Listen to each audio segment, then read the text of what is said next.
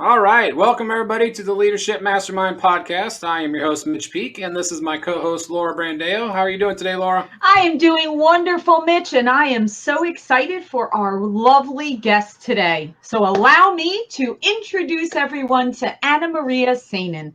She is the Confident Executive Officer at Confident Closers. She is a two-time Women with Vision award winner, and she joins me on the board of directors of Women with Vision.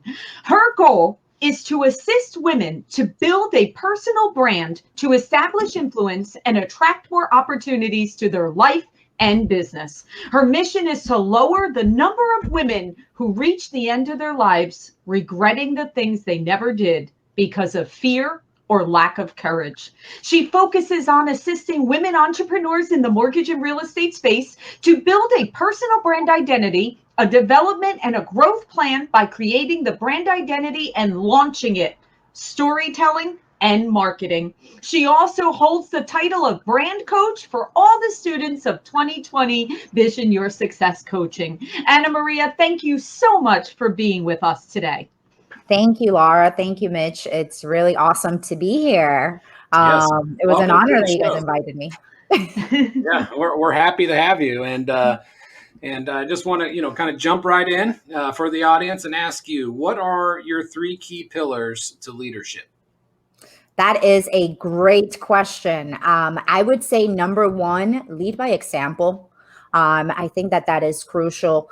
Number two, definitely, stand and lead by your values, by your core values, right? We talk a lot about culture and values, but it is so important when we really understand the meaning of culture and being able to pass on the values that we stand on, that we stand for, for the rest of our team. And number three, I would say consistency and results. I think that it's crucial, not only for our clients on the other end, but for our team. We all need consistency, and that's the only way we can get results. So. Wow, that's great. And I'm going to take the number two one that you mentioned about the core values. Okay. So standing by your core values, let's start with number one. How do you determine what your core values are? And is it something that you actually need to take a moment and evaluate what they are? And do you recommend that as an organization or any group that you're working with, do you actually share your core values with them? That is a great question, Laura. And so to answer the first part of your question, how do you come up with your core values? Or if I'm correct, right? I think that's what you asked. Yep. So, first of all, it's part of developing the identity of your brand. It's part of developing, really getting a full understanding of, first of all, you as a human being, what you stand for, and then what the kind of culture that you want to build around your business. So as an individual, right, and business owners, even though, it's two different, and I don't think they're two different things. Our core values as an individual will continue to pass on to our business because it's who we are. And as business owners or as entrepreneurs, it's really important to stay authentic. Right? Authenticity. And so how do we stay authentic? Well, let's identify what you stand by. What do you believe on? And be able to answer your question number two and be able to translate and pass that on to the rest of your team. Because it's really the only way to keep a clean environment and culture and to be able to attract like-minded people. So yes, you definitely need to be able to pass on those values to those who not only come work with you, but also to your clients, right? And so, yeah, they are part of your brand. They are part of who you are and the service that you offer. So to that point, what do you do when you come across someone you work with as an employee or as a client that maybe doesn't match up with your core values? Is it something that you try to work around, or is it something, I hear a lot of people say, fire the client, it feels great. Like, what is your take on that? Well, I think that, every case it's unique. However, I do believe that communication is key. And so, let's, as far as an employee, well, if you have an employee, obviously, that the first thing you should do when you hire somebody, right, is first of all, make sure that, there is a connection, that there is a similarity, or at least that there's a respect for what you stand for, right? So if we find ourselves in a position where, okay, we thought, this person understood and respected our core values, I always believe that there should be that communication to go back, right, to what was discussed at first, right, and to see where the disconnect is with that employee.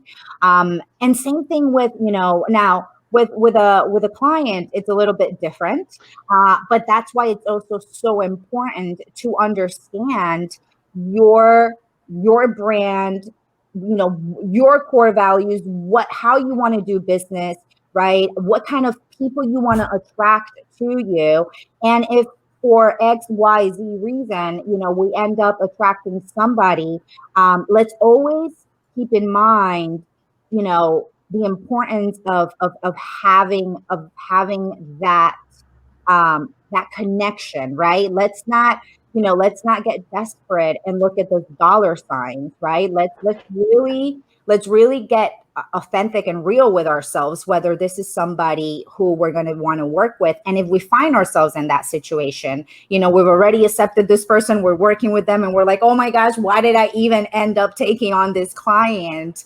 I still believe that we have the responsibility to deliver, right, what was that we promised to give, and then in a very nice way, obviously just part ways and then know better. And if for whatever reason this person wants to come back to you, be honest with yourself and then say, hey, I think that I have a better fit for you. This person will work best with you than they can give you more than I can, right? And so communication, I don't think, yes, as we definitely have the power to just say goodbye, I don't want this client, when you're on your own. But I don't think that that's the right way to go about it either, because I believe we're also, at one point, we're going to be the ones sitting on that other side of the seat, of the table. And Right. so communication. And that is great advice. And I can tell you, I've been in that situation. I've been in that situation where maybe you partnered someone with a sales team member that maybe their personalities weren't a good fit, right? Sometimes people are different personalities and different approaches and communication style. And sometimes you have to make a change and have a better fit. And I've also had situations where clients were a bit abrupt or spoke in a very negative way to a team member, and you do have to jump in, and you do have, because that goes back to that core values, right? You have to show your team that it's not acceptable for someone to speak in that tone or approach things in that way. And sometimes it can be corrected with a communication, and sometimes you do have to make a decision to end it. But I think that shows great leadership, to your point, that you do have to have those core values, because if we as leaders say, here's our core values, and then something happens from a client and you don't step in to make a decision and have that communication, well, then you're not living up to that. And I think that goes into consistency. Yes. So now speak about consistency. Well, yes. So consistency, like you're saying, right? Same thing. We lead by example. And so as we are clear with what we believe, the kind of environment we want to build, the workspace and environment that we want to have, not only for those who are working alongside with us, but ourselves, and to attract those kind of clients, we must be consistent. And I know that we hear consistency a lot, especially in our industry, right? Like sales, everything that we do, but it's so true in every single aspect. We must be consistent, not only to lead by example, but also to see results, right? And so consistency with your core values, consistency with the kind of leadership, right, that we give our team. I don't know how much more I can say about consistency, but consistency is key to seeing any result for that matter.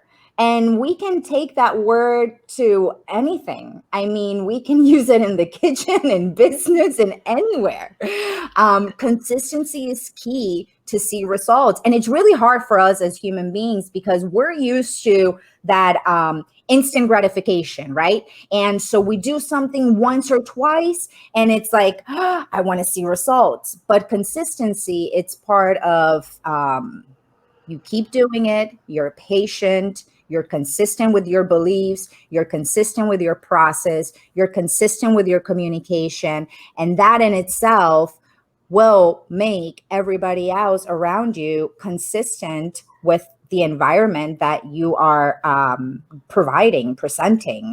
So I don't know, you want to add more to consistency? Well, that's a good point because Laura and I were just talking before we the were show. just having this conversation, Ana Maria. So go, Mitch. Yeah, we were just having this conversation why people don't push forward, more. And like you said, it's instant gratification. One or two times they go to the gym January 1st, January 2nd, January 3rd, and they're not seeing results and they give up. So Laura and I are trying to find out why is it that only probably 5% of business, owners or loan officers or real estate agents actually go through with trainings, go through with processes that are delivered to them to find those results.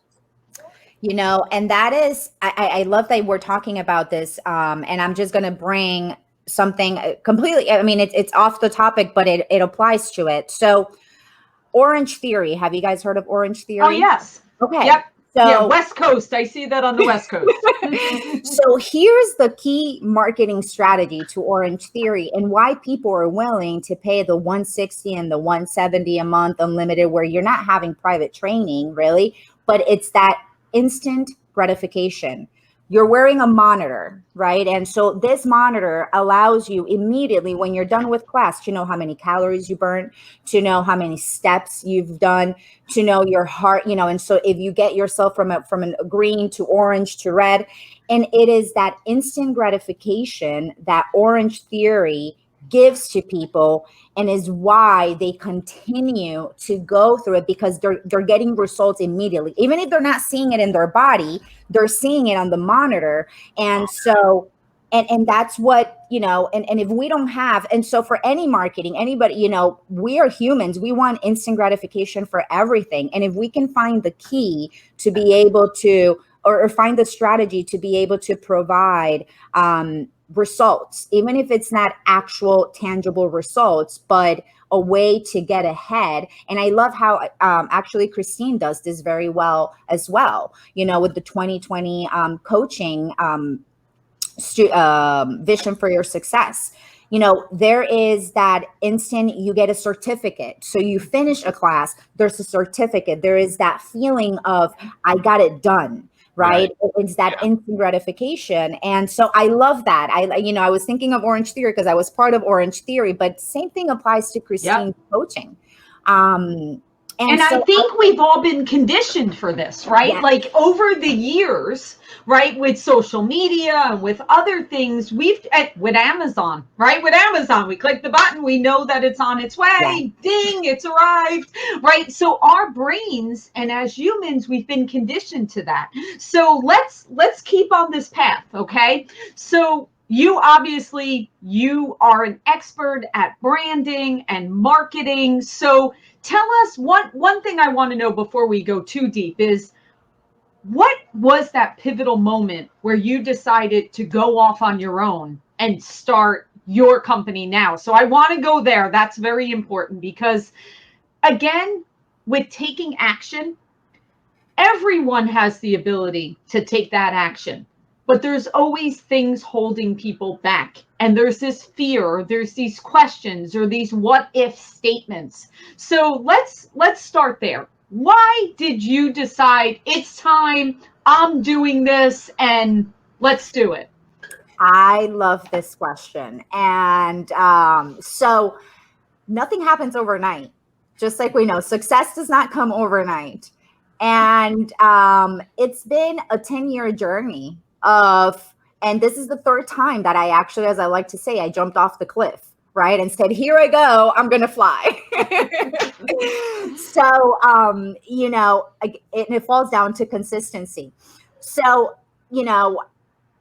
I came into the mortgage industry sort of not giving up, but surrendering to my last failure of, I want to go start my business. I'm going to focus on women speakers and coaches, and, I'm going to help them build their brand.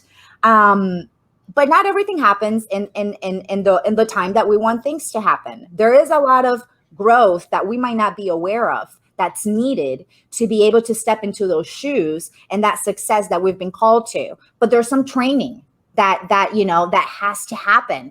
And there's a lot of blind spots that we are not, right? So with that said, how did I decide for the third time something around? must have happened. Yes. Like there's definitely something that happened. Yes, absolutely. So I've had been in the mortgage industry for 5.5 years. Had a great opportunity to get to, just see what the mortgage industry was about, the opportunity of growth and financial freedom for both ends, the consumer and those who are working in it. And COVID hit last year. And I had already been thinking about, the possibility for maybe 2 years, 3 years after being in the industry, which was 2 years ago, of going on my own, right? I saw the need of branding and really pushing the mortgage industry to the next level. I saw how behind and outdated in so many different things we were, which is understood. It's a financial industry, so right. So there's a lot of precautions that that need to be just acknowledged. So last year, COVID hit, and I was working with Paramount Residential Mortgage. I had a great position. I was on a leadership executive role, but I saw the opportunity. I saw the need. I saw that this was the time where this industry either transitioned or transitioned. Like right. There was no other way about it, And so did I have everything together? No, not at all. Did I have savings of like, oh, I'm just going to go and jump, and you know what? I have savings, so I'll be fine. If it works, it works. No, not at all. But it was my consistency throughout the years, continuing to do what I knew, even if I was in a different space, like I was in the mortgage, right? It was a completely different space, but I implemented my skills. I implemented what I knew. And then I was also open-minded to learn and to grow more. But honestly, it's just hard to pinpoint, but it was that consistency of just doing what I knew to do, and then seeing the opportunity, and then not giving the time to the what ifs. Yep. What if I fail again? What if this happens? Well, what if I don't? And what if I don't fail? And then I sit here the rest of my life. And like my mission, my mission is to lower the number of women who get to the end of their lives and regret the things that they didn't do because they didn't have sisterhood, because they didn't have that courage, because they didn't have that leadership of other women around them. And so I think that's my blessing and my curse at the same time. I'm just a jumper. I can sit around the rest of my life. I think I always use the word that I'm a builder.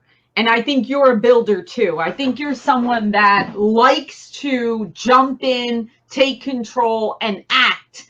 And we are, and I'm not going to use the word bored, but you know what I mean. Like, we like the next challenge. Like, we like to jump into that next challenge to say, let's do this. And that's part of your leadership. That's part of your ability to see opportunity and, let's use that word, vision, be able to see the vision of what you can build. And you're correct. People that have that can't be put in a box and say, okay, even if it's the greatest box, that box could be the most beautiful box and everything could be rosy. It doesn't matter. It's not a bad box. The box is great. But We need to pop out of that box, and we need to always challenge ourselves, because we know there's a lot of work to do in the world. Yeah. And you have identified that you want to focus in on the women, which is very a passion of mine, of course, too. We know that there's so much we can do, and therefore we can't stay in our box, even if the box is beautiful.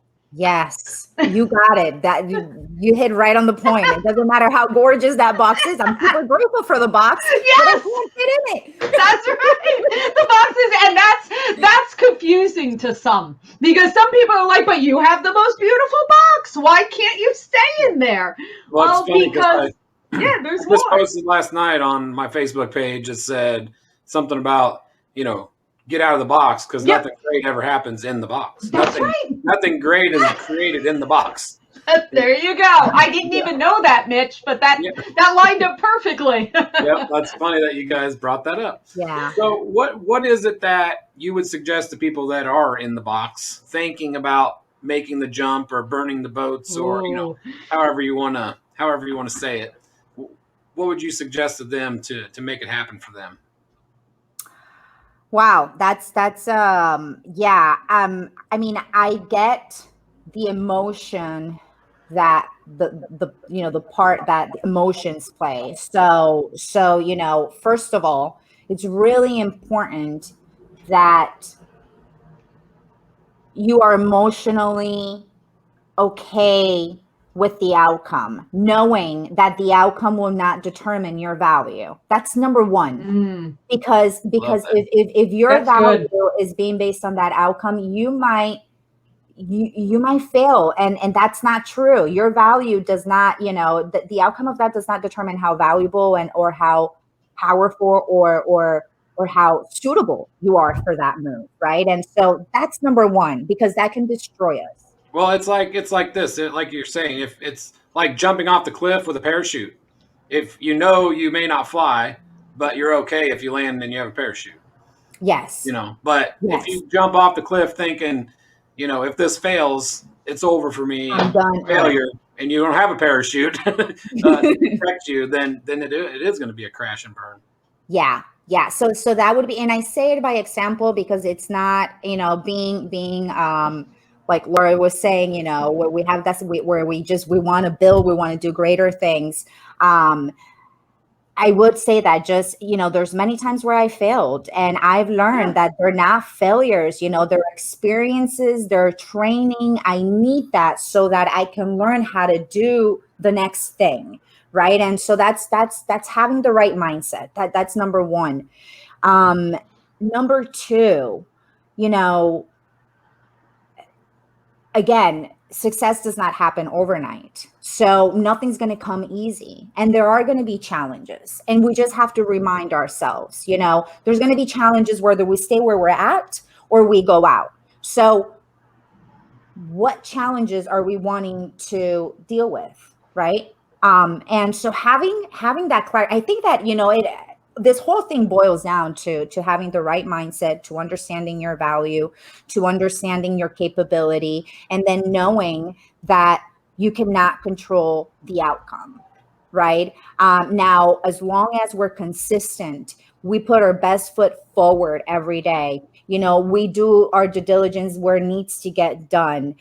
We live and we walk our business every day by those core values, by that example, right? Because if we want, that will determine who we attract, right? And so if we're not living and breathing those, then we're definitely not going to be attracting our right target audience, right? And so what we say, what we do, it's what comes back. And so that's crucial. And that's all really is coming to mind as you guys are asking me this question, because I know how crucial this could be emotionally. When you're taking that step. I don't know. Yeah. Yeah, no, I think you've hit the nail right on the head, is that if you go into it thinking that outcome will determine who you are, it might not be the right thing to do at that moment. So I think you're right. I think emotionally and from your mindset perspective, you have to be in that right moment of realizing that the outcome does not determine you. Yeah, you got to So that's prepared great. to fail. Yeah, You got to be prepared to fail, but not let the failure define ruin you. Right. Yeah. That's Yeah. right. All right. So Ana Maria, I do want to jump into brand strategy. Okay. So let's jump a little into your expertise, because it's such a great topic and so important. And listen, who would have known, especially in the mortgage industry? I mean, years ago, we were the worst, meaning our industry, in terms of building a brand. And, we mainly went out speaking about rates and programs and speaking a language that consumers had no idea what we were saying. And we were not very good at this, right? Maybe there were some large companies that were good at it, but not most of us. And then over time, you are starting to see more people embracing, being their authentic self and getting away from speaking this mortgage lingo and real estate lingo and becoming real.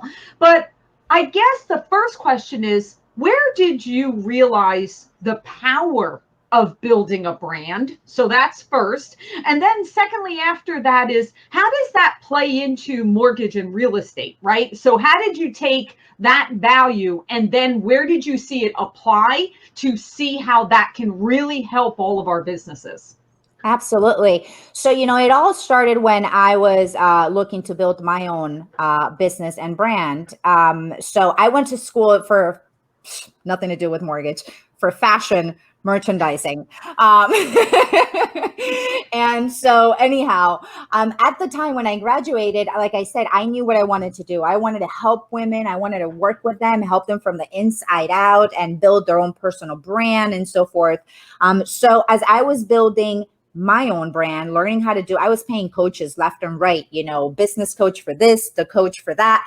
So anyhow, I paid so much coaches that I learned everything about branding and, and building awareness and marketing and so forth. So when I came into the mortgage industry, I was specifically hired to brand a team. Okay. So I don't know if many have heard or maybe not, but it's a local Florida team, the Mortgage Chicks. And so I came into the industry to brand them. And my goal, so as a matter of fact, let me take this back a little bit. So they had just started working with Paramount, PRMG.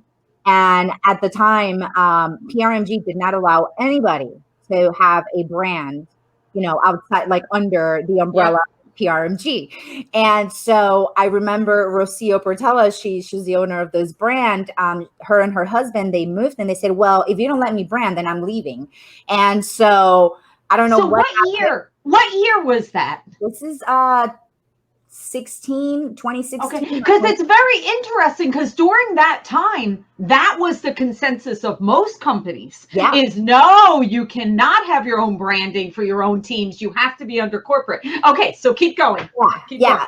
So anyhow, so she's like, well, either you let me brand or I'm leaving.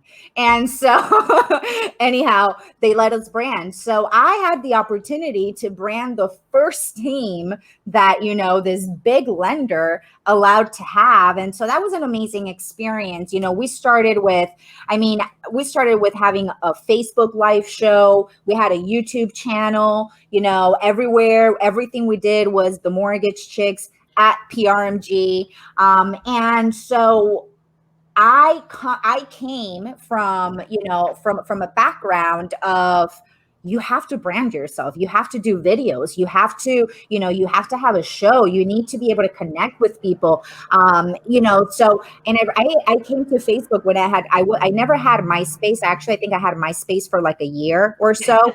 And so I was like one of the first ones on Facebook, and my boyfriend at the time, he is a musician. And so I knew everything about you, everything you got to do. Like, you have to be on Facebook. You have to be on all these social media platforms.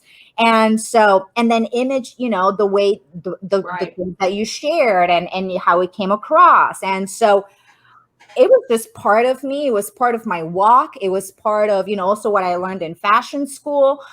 What I learned while I was paying for coaches. I'm telling you, I think I spent maybe $30,000 in coaches that year. Wow. And it was, I would never tell anybody to do that. But hey, you know what? And I love, because you were talking about it. a little bit earlier. But, with that said, that's how I saw the opportunity in the mortgage industry. I was like, oh my gosh, it's 20. Yeah, and you hit it at such a pivotal time, because like I said, prior to that, we were kind of the stuffy bankers, right? Yes. Even though we weren't bankers, we were like stuffy bankers, because everyone gets very nervous about social media on the banking side, because we're like, compliance. Yeah. God forbid if someone says something wrong. God forbid if this is a Facebook Live and someone throws something out there and then it's out of compliance. Yeah. That is a concern. That Which absolutely is a concern.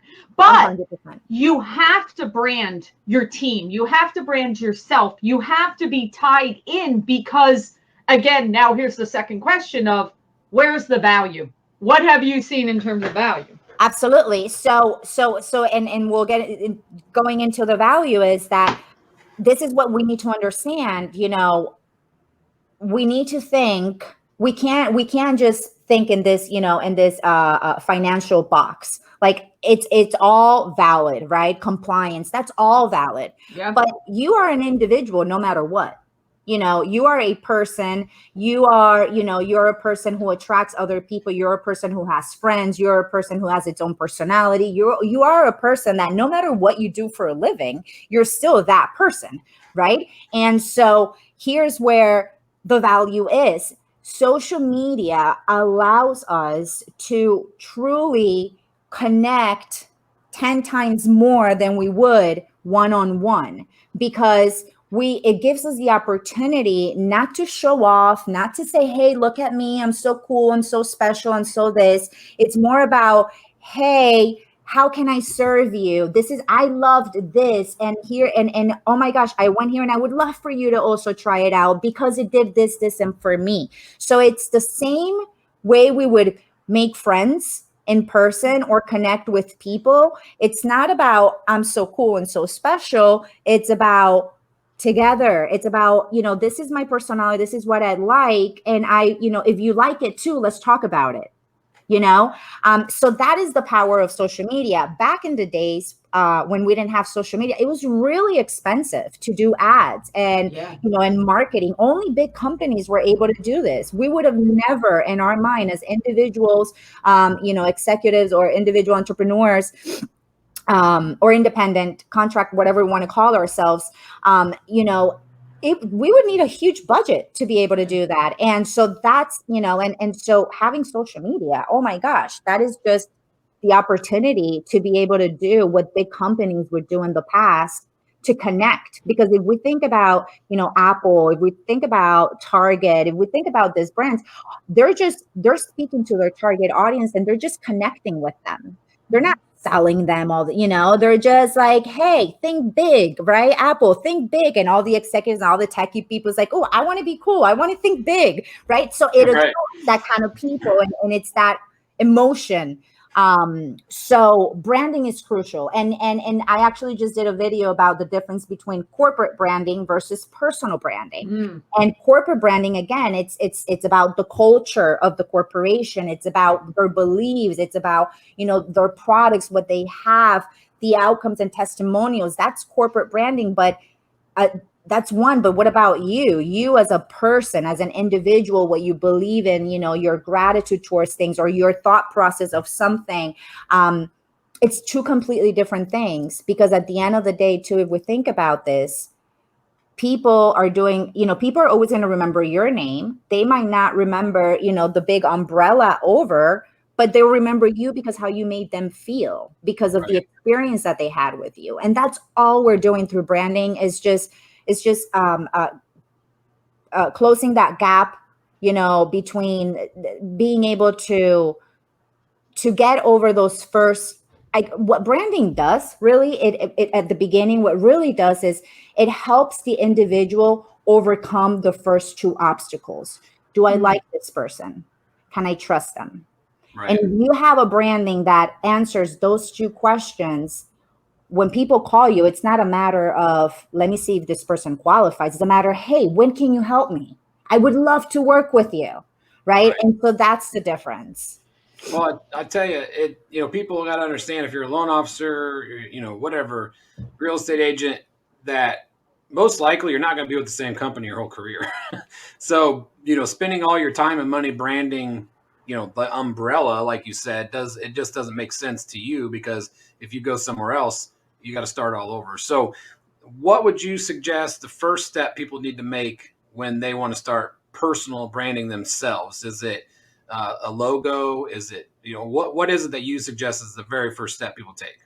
The first thing to do is to really identify your target audience, to identify your why, to identify the likes and dislikes of your target audience, and to identify what you do best. Before we even think of a logo, it's that first strategy, because based on that strategy, then you can now create, where's your logo going? Where's, your call to action? What are, how am I going to speak to my audience?